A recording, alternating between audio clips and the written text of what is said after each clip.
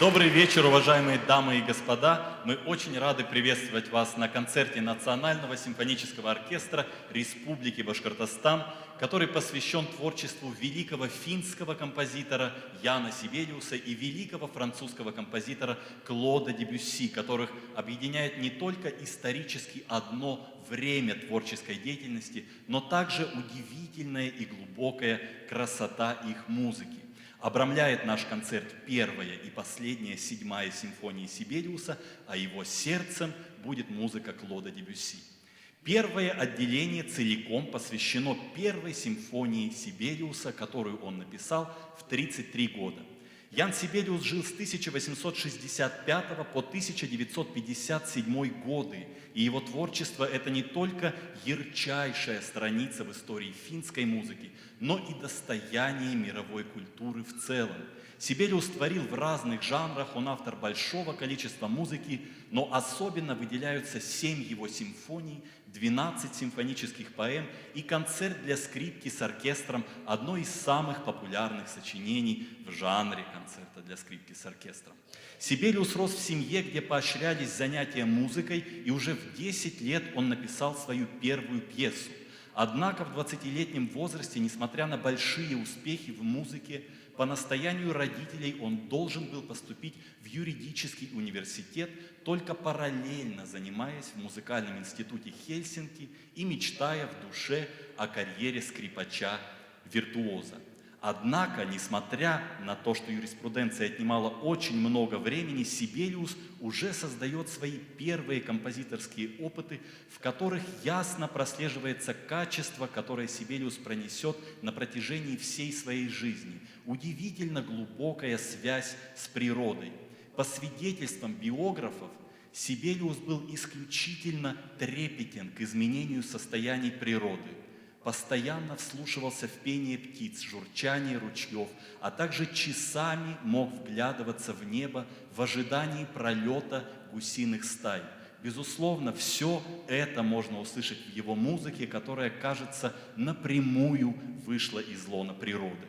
Углублению интересов Сибелиуса в области симфонической музыки и инструментовки способствовало его знакомство со знаменитым финским мастером-дирижером Робертом Каянусом. И в 24 года Сибелиус все-таки, по его настоянию, уезжает в Австрию и Германию, где совершенствует свое композиторское мастерство.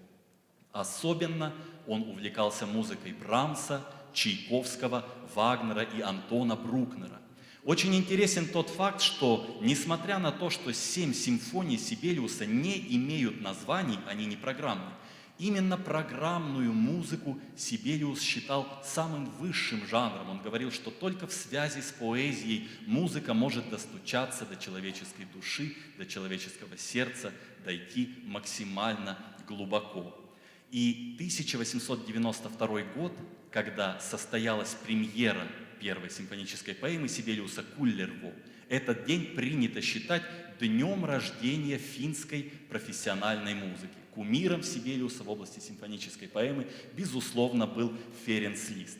В своих симфониях Сибелиус тяготеет к классическим структурам, к классическому пониманию развертывания симфонической мысли. Этим он сильно отличался от своего великого современника Густава Малера, который говорил о том, что симфония должна быть как вселенная, она должна включать все. Кстати, эту фразу Малер сказал именно Сибелиусу. На что Сибелиус ответил ему, что он, Сибелиус, прежде всего почитает в симфонии строгость формы, глубину и логику последовательного развития музыкальной мысли, логику, которая уравновешивает все части симфонии. В чем это проявляется?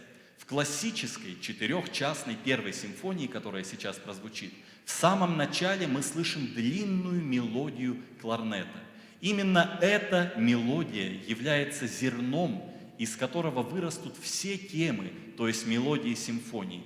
Удивительно глубокая патетическая музыка первой части, непревзойденная лирика второй, как минимум равная великому Чайковскому, буйство третьей части и гениальная патетика, невероятная глубина четвертой, которая опять же отсылает нас к Петру Ильичу Чайковскому, потому что драматизм этой части может быть сопоставимым только с драматизмом великой Ромео и Джульетты. А последняя тема четвертой части длится рекордные 4 минуты, опять же отсылая нас, например, к Франческе да Римини Чайковского, где одна тема проводится, казалось бы, бесконечное количество раз и проникает в нас все глубже и глубже.